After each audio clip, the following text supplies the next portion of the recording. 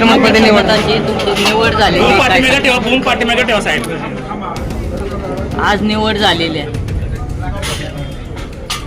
आज माळेगाव सहकारी साखर कारखान्याच्या अध्यक्षपदाची निवड झालेली आहे.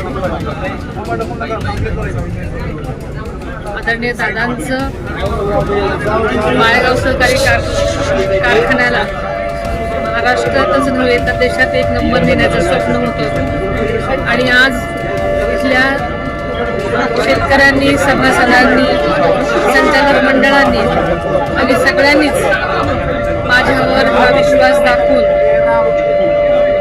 एक मोठी जबाबदारी दिलेली आहे आणि मी आणि आम्ही सगळेजण दादांचं स्वप्न पूर्ण करण्यासाठी आम्ही सगळेजण एकत्र येऊन या कारखान्याला देशामध्ये तसंच अग्रगण्य बनवण्यासाठी प्रयत्न करणार. खरं तर युद्धाचा परिणाम साखर कांद्यावर होत आहे.